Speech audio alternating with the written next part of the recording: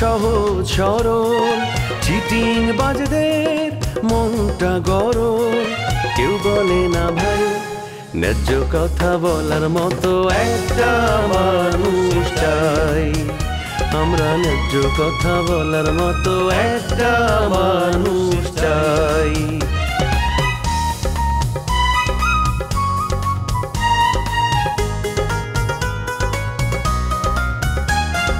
সৎ মানুষের ভাঙ্গা বাড়ি ধান্দা বাজরা নেয় যে কাড়ি কেমন নিয়ম ভাই উচিত কথা বলার মতো একটা মানুষ নাই উচিত কথা বলার মতো একটা মানুষ নাই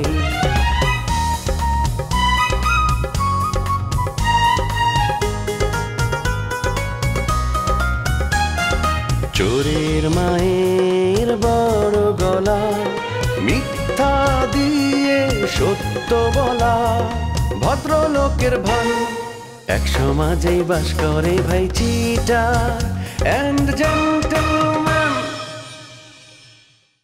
আমার হয়ে আপনি একটু রোমিও ভাই সেই প্রডিউসারকে একটু ছাসাই দিবেন। রোমিও ভাই কিন্তু তারা নাটকের পর্বগুলো দিয়েছে, কিন্তু সেই অনুযায়ী সে টাকা কিন্তু পায়নি। রোমিও ভাই তো গ্রাম থেকে আসছে, তাই প্রডিউসার রোমিও ভাইয়ের পাত্তা দিতেছে। আমি তোমারে বলতেছি যাইতে আর তুমি বলতেছো যাবে না, এটা কি কথা? মামার বাড়ির আবদার ভাই শুনি। আরে থামেন তো, আপনারা দুজন কি শুরু করেছেন? আপনারা তো এখন ঝগড়া বাঁধিয়ে দিবেন। ভাই একটু আগে গেছে ডাক্তারের কাছে, আজকে তো ভাইয়ের অ্যাপয়েন্টমেন্ট। কুসুম নিয়ে গেছে বুঝলাম, এই নীরবটাকে ওকে তো চিনলাম না, নামও শুনি নেই আগে। তোর তো বলাই হয় নাই। নীরব হচ্ছে আমাদের বাড়িওয়ালার ছেলে, অনেক সুন্দর দেখতে, শিক্ষিত, বাড়ি থেকে মাস্টার্স করে আসছে। কিন্তু ভাইয়া যদি আন্নের নায়িকা হিসেবে আমি একটু চান্স পাই তাহলে কিন্তু আর অভিনয় করতে কোনো আপত্তি নাই, আই অভিনয় করতে রাজি। অফকোর্স, কেন নয়? রূপসা, মানুষ দিয়ে আমাকে অপমান করতেছো, আমি কিন্তু প্রতিশোধ নেব। হ্যাঁ আইসিলে প্রতিশোধ দিতে একটা নড়ি ভেঙে দিব, বাগিয়ে দিব তাড়াতাড়ি। ওই সাদ্দাম ভাই আসি বলে কিন্তু খবর আছে বললি দিলা। বান্ধবী হয়ে বন্ধুর মুখে চাকু মারেছো, এটা কি ঠিক হচ্ছে? বান্ধবী হয়ে বন্ধুর মুখে চাকু মারছি মানে কি ধরনের ফালতু কথা?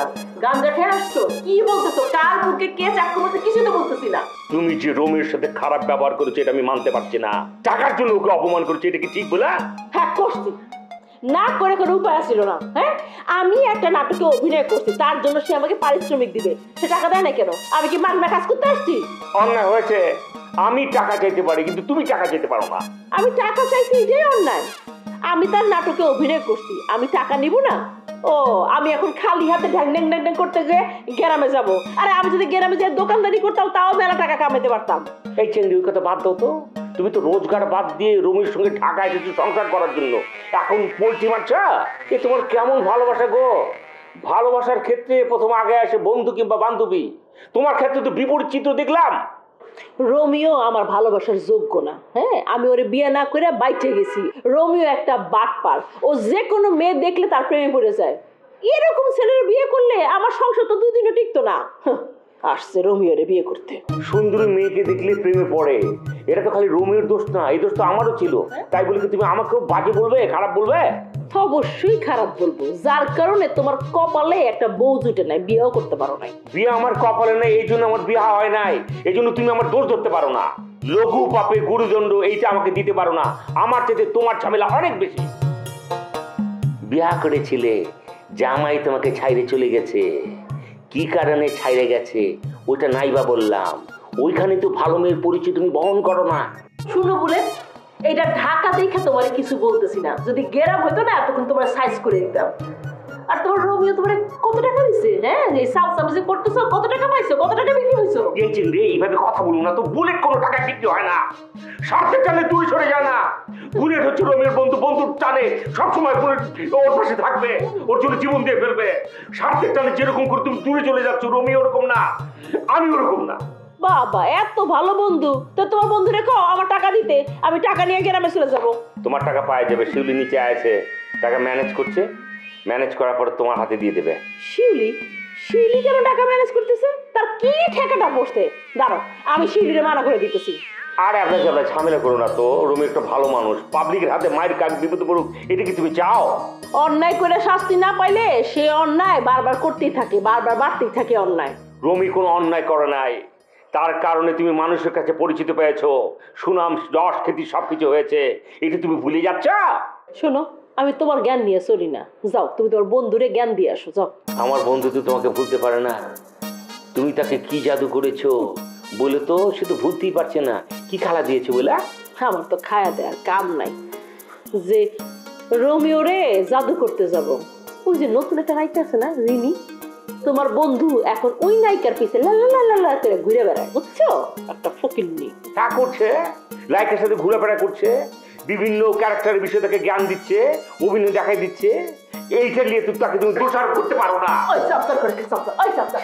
এই রবি তোরে কয় টাকা দিচ্ছে? কয় টাকা তুই কিনছিস? হ্যাঁ, তুই খালি গ্রামে আয়, তোরে আমি যে সাইজ না করছি, তুই ঢাকা শহর দেখে কিছু কইলাম না, তুই একটা সাবধান। রোমিও ওকে ঢাকা চিনালো, রোমিওকে ফালাই পেয়ে না চিনার ভান করে চলে গেলে। ওই যে নকু, ওই রাজার লগে কিন্তু মিতের বিবাহের কথা আছিল। এখন রাজা তো পাগল হয়ে গেছে, এখন মিতের কি হইবে বলো তো? ওরে বাবা রে, মিতার নিয়ে বিরাট চিন্তা করে গেছে সে। এই মিতার কি ফাত্রের অভাব হচ্ছে? আচ্ছা ঠিক আছে, তাহলে তুমি যাও, ফাত্র হিসাবে তুমি একটা প্রস্তাব দিয়ে আসো তোমার জন্য। ফসাবালির কথা বলো কিসের কারণে? কি ঘটনাটা কি? আমি কি তোমার লগে কথা বলতে আছি? আমি কথা বলতে আছি নুপুরের লগে। এখন নুপুরের মুখের কথা কারিলে তুমি কথা বলতে আসো, পাইছো কোথায় কি?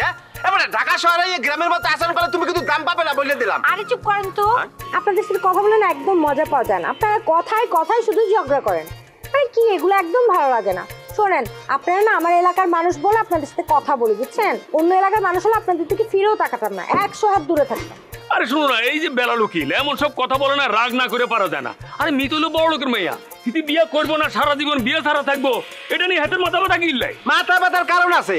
মাথা ব্যথার কারণটা হইলে ওই রাজার মতো একটা বদ উন্মাদের বিয়ে করি আমি তা করবে নাকি? এটা জিজ্ঞাসা করা কি অন্যায় হয়ে গেছে? এই জামাই, এই তুমি কিন্তু বেশি বাজে কথা বলতে আসো। ঢাকা শহরে আইয়া খুব মাথায় উঠে গেছো, গ্রামে বইতে আমার লাগে কথা বলে সাহসই পাও নয় মেয়া। এই এই সাহস পাই না মানে? আমি কি তোমার কর দিয়ে চলি নাকি? শোনো, আমার লোক কথাবার্তা একটু সাবধানে কইবা। আমি ওই যে গ্রামের ঘর জামাই মজদু না, কিন্তু আমি এখানে ঢাকা শহরে একটা সিরিয়ালের অ্যাসিস্ট্যান্ট ডিরেক্টর। আমার সাথে কথা বলতে হলে তোমার ওই যে সম্মানের বিষয়টা মাথায় রাখতে হইব। মানে আপনারা না অযথাই ঝগড়া করতেছেন। গ্রামের ইস্যুকে ঢাকায় এনে ঝগড়া করার তো কোনো মানে হয় না, তাই না? আর শোনেন বেলা ভাই, আপনাকে একটা কথা বলি। বলো বলো। মিতা রাজা ভাইকে ভালোবাসে, সে রাজা ভাইকেই বিয়ে করবে। এখন রাজা ভাই পাগল নাকি কি হয়েছে সেটা নিয়ে ওর কোনো মাথা ব্যথা নেই। ও পাগল হলে পাগল নিয়েই সংসার করবে, কিন্তু রাজা ভাইকেই বিয়ে করবে। আপনি উত্তর পেয়েছেন? হায় হায় হায়, এটা কি কথা বলা তুমি? এত একটা বদ্ধ উন্মাদের বিয়ে করে মিতার জীবন তো বরবাদ হয়ে যাইবে। আরে কি ঘটনা? তুমি তারে পরামর্শ দেবা, হ্যাঁ বিয়ে করলে তার জীবনটা সর্বনাশ হয়ে যাবে, এটা তুমি বলতে পারবে না? মিতার তো বিয়ে হইবে, বিয়ে অনুযায়ী হইতে পারে না। আমি তার জন্য ভালো পাত্র দেখবো, তো সমস্যা কি? এই হনো বেলাল মিয়া, কি? তোমার কোনো দরকার নাই। আরে মিতার কি ফাত্রের অভাব হচ্ছে নাকি? মিতা যদি চায় 100 ফুল 80 লাইন ধরবো।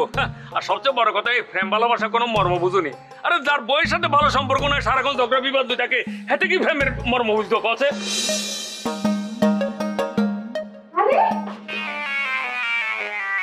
আপা, আপা ভাইজান কই? ভাইজান তো রুমে।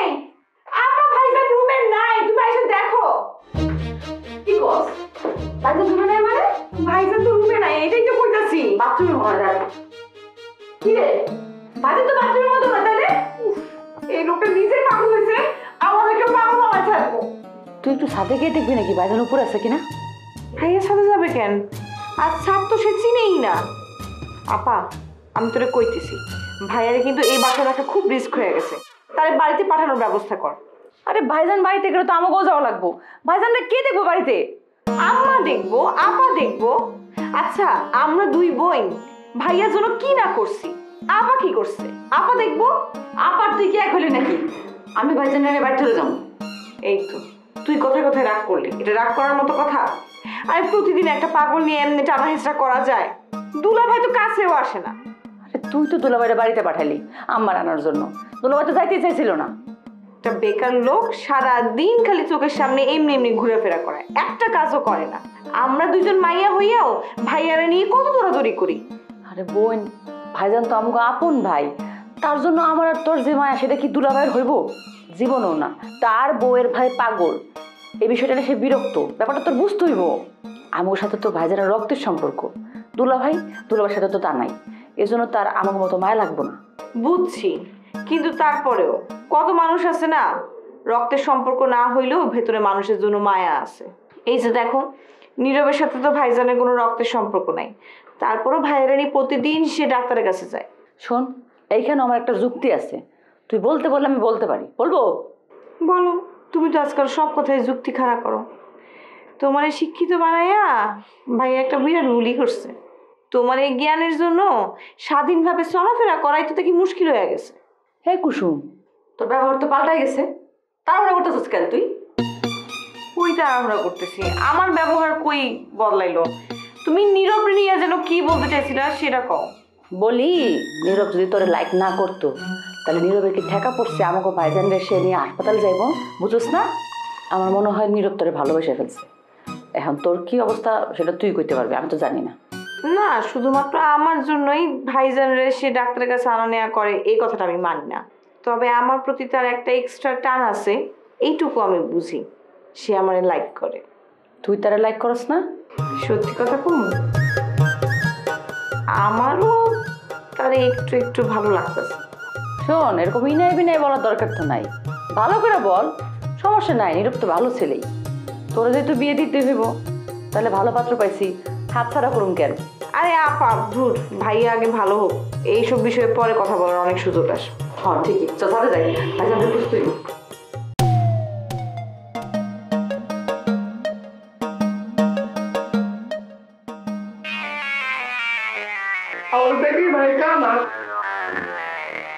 নুপুর, তুমি বিচার করো, এইবার তুমি ঠান্ডা মাথায় বিচারটা করো। এই মজনুম, এই ফাউলটায় আমার প্রেম ভালোবাসা লাগিয়ে আমার তাচ্ছিল্য করে। আচ্ছা, আমার বউর লাগে ঝগড়া হোক জানি হোক, এটা ওজাল লাগে কেমন করি বুঝতে পারছি।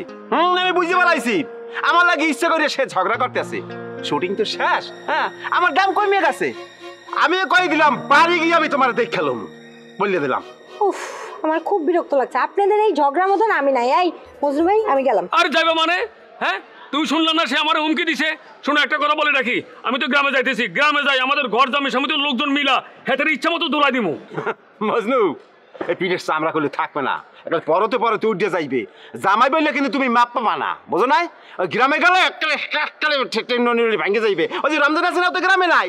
হ্যাঁ, গ্রামে নাই কি হয়েছে? ওই জামাই সংগঠনের কোনো দাম নাই, মূল্য নাই, বুঝতে লইও। ভাই আপনারা চুপ করেন তো। আমি এতদিন জানতাম যে আপনারা দুজন অনেক বুদ্ধিমান মানুষ, কিন্তু এখন দেখতেছি যে আপনাদের দুজনের একজনের মাথায় কোনো বুদ্ধি নেই। সারাদিন শুধু একটা সিলি ম্যাটার নিয়ে আপনারা ঝগড়া করেন।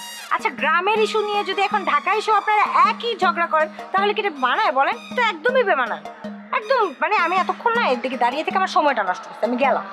নবুর কি তোমার কারণে নবু চলে গেল? এখন চলে গেছে, এখন তো চলে গেলে আমি কি করবো? আমি তো উচিত কথা বলছি, সেই জন্য সে রাগ করে চলে গেছে।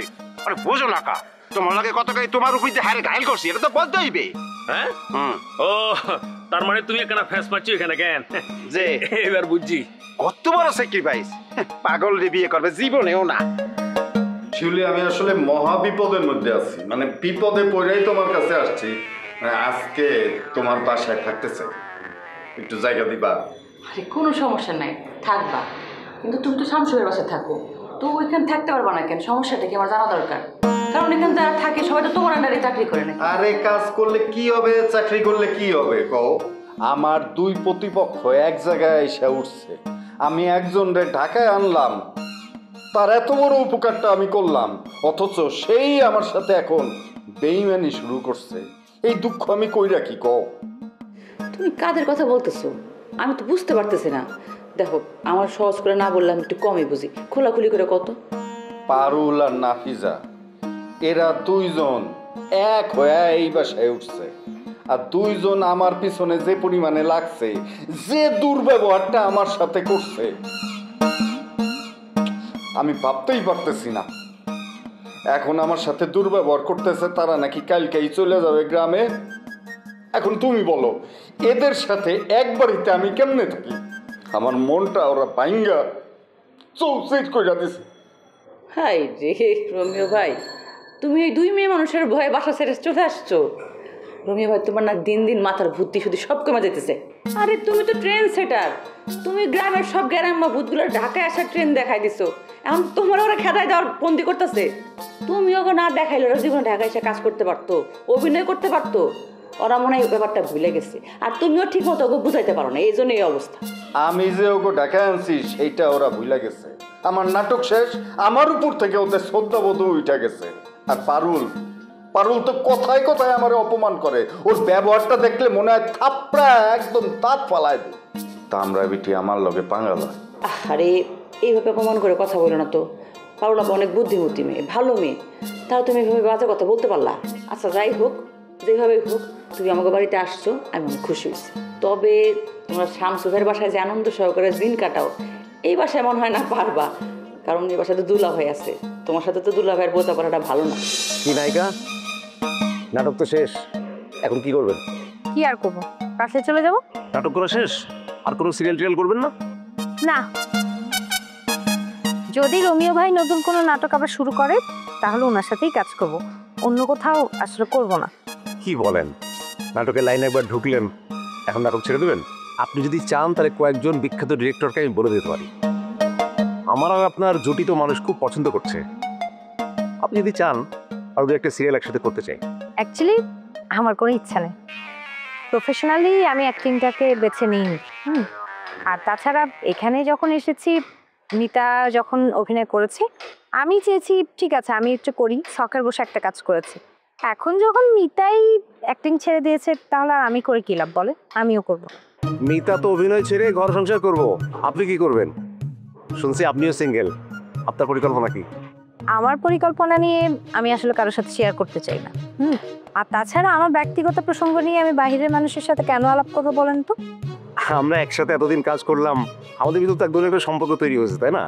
আমরা তো ব্যক্তিগত সুখ দুঃখ আলাপ আলোচনা করতেই পারি, সেরকম সক্ষতা তো আমাদের হয়েছেই। দেখুন, কাজের বাইরে কারোর সাথে আমার পার্সোনালি কোনো সখ্যতা হয় না। আমি এটা পছন্দ করি না। আর কাজের ক্ষেত্রে আপনার সাথে আমার যতটুকু সময় কথা হয়েছে ততটুকুই আমি ইনভলভ ছিলাম। এখন আমার কাজ শেষ, আমি আপনাকেও মাথা থেকে সরিয়ে রেখেছি। এই অফিসা, নিচে শুটিং চলতেছে আর আপনি এখানে এসে নুপুরের সাথে কথা বলতেছেন কেন? হ্যাঁ মিয়া, আপনি সবটা একটু ভালো করেন তো। মানে মাইয়া মানুষ দেখলেই আপনি তার পাশে এসে দাঁড়াবেন। হ্যাঁ, সবটা ভালো করেন। আপনি খুব খারাপ মানুষ, আপনি আমার বান্ধবীদের কাছে আমার ভাবমূর্তি নষ্ট করছেন। এই নূপুর আমাকে অনেক ভালোবাসত, স্পেস দিত, আপনার কেন ও করে আমাকে স্পেস দেয় না? আমি বুঝলাম না, আমার স্পেস দেয়া না দেয়া নিয়ে কি আসে যায় বলেন তো? শোনেন, আপনি না আমাকে নিয়ে আর কথা বলবেন না। আরে শোনো, তোমার লোক যে নাটকের প্রেমিকের অভিনয় করছে তো, এখন সেটা বাস্তবে ফুটে তুলতে চায়। শুনেন, আমরা তো ঘাসে মুখ দিয়ে বড় হই না, বুঝেননি? মানুষের চোখ দেখলে বলতে পারি সে কি বলতে চাইতেছে। আপনি আমার অনেক ক্ষতি করছেন। ঢাকা শহরে আমি আপনাকে কোনো সাইড দেবো না, কোনোদিন ডিরেক্টর হইলেও বড় অভিনেতা অভিনেত্রী আপনার সাথে কাজ করবে না। আমি আপনাকে ডিরেক্টর হিসেবে দাঁড়াইতেই দেবো না, কথাটা মনে রাখেন। তো একটা লোক, মানে আমি না যখনই দেখে যে আমি একা দাঁড়াইছি গায়ে পরে এসে কথা বলে, কি অসভ্য। আর আমি তারে চিনে ফেলেছি না। শোনো, বিলেন সবসময় বিলেনই থাকে, এটা বাধ্য হয়ে কথা। এই রাজা ভাই তো ভালো গেছে, বুঝছো? চলো না আমরা সবাই মিলে দেখতে যাই। হ্যাঁ যাব, আপনারা যদি আগে যান তাহলে আমাকে ফোন দিয়েন, আর যদি আমি আপনাদের আগে চলে যাই তাহলে আমি আপনাকে ফোন দিয়ে বলবো। ঠিক আছে, চলো। না না না শিউলি, পৃথিবীর অন্য যে কারো কথা কও আমি মাইনে নিব, কিন্তু ওই বদমাইশ লোকের সাথে আমি থাকতে পারবো না। আরে বদমাইশ মানে দুলাবার লাগে তোমার টাকা লাগবে না, তোমার এখানে তাদের মধ্যে ডালাই বিছনা করে থাকতে পারবে না? কেন পারবো না? আমি তো ওইখানে এইভাবেই থাকি। তার চেয়ে ভালো হয় হচ্ছে আমি রাজার সাথে থাকি, রাজা বন্ধু মানুষ, রাজা খুশি হয়ে যাবো আমারে দেখলে। খুশি হইব না? অনেক খুশি হইব। ভাইজান যখন রাতের বেলা তোমার বুকের উপরে সইরা পলাশি যুদ্ধের ডায়লগ দিব, তখন বুঝবা মাথাটা কারে কয়। তোমার মানে মির্জাফর আর উনি হইব সিরাজউদ্দৌলা, তখন কি করবা? হ্যাঁ হ্যাঁ, কও কি? এইটা তো আমার মনে আসছিল না, মানে আবার পাগল হয়ে গেছে। খুবই অবাক লাগে, রাজা যে পরিমাণের বুদ্ধিমান, মানে এইরকম একটা বুদ্ধিমান লোক কেমনে পাগল হয় আমার তো মাথায় আসে না। আরে আমিও তো জানি ভাইজান অনেক বুদ্ধিমান। ওই যে লেবু চেয়ারম্যানে আকামটা করছে, এমন জায়গায় বাড়িটা মারছে। ওই যে সিনেমায় দেখো না, মাস গেলে কয়েক মাস পর পর একই জায়গায় বাড়ি লাগলে আগের মতো পাগল হয়ে যায়, ওই রকমই। একটু পরে আসবো না, দেখো হয়তো তোমার কাকা খুঁয়ে জড়া দেবো, নাহলে মামা খুঁয়ে জড়া দেবো। মাইয়া মানুষ হলে আবার মাসিমা কইতে পারে, দেখো একটু পরে খেয়ে। ভাইজান উত্তেজিত হয়ে গালি গালাজ করলে, মায়ের দৌড় করলে, মানে মায়ের দৌড় করতে গেলে তুমি ভয় পাও না, আসলে তোমার মারবো না, খালি ভয় দেখাইবো। সরাসরি মারলেও আমি মাইন্ড করবো না, কারণ রাজা তো আমার বন্ধু। আমার বন্ধুরে এইভাবে দেখতে হবে কোনোদিন, এটা আমি ভাবতেও পারি না। বন্ধুর জন্য খুবই কষ্ট হয়, কত স্মৃতি। কি করবো এখন, কপালে যা লেখা ছিল তাই তো হইব। তুমি বসো, আমি তোমার জন্য চা করে নিয়ে আসি। শিউলি কোনো দরকার নেই, এতদিন কাজের মধ্যে আছিলাম, আজকে খুব রিল্যাক্সের মধ্যে আছি। যদিও জানি যে পারুল আমার সাথে ঝামেলা করবে, ওই সব ঝামেলা মাথা থেকে নামায় দিচ্ছি। ও গো দুইজনরে নিয়ে আমি এখন থেকে কোনো চিন্তাই করব না। রবি ভাই তুমি টেনশন করতেছো কেন? ওরা তোমার কিছুই বলবে না, আর প্রয়োজন পড়লে আমি যে কথা বলবো, আমি আছি না। আমি জানি তুমি আমার বিপদ থেকে রক্ষা করবা, আমি সেই ভরসাতেই তো তোমার বাড়িতে আসছি, বুঝো না কেন? রাজা কোন রুমে থাকে? এই তো এই রুমে। ওরা একটা সারপ্রাইজ দিয়ে আরে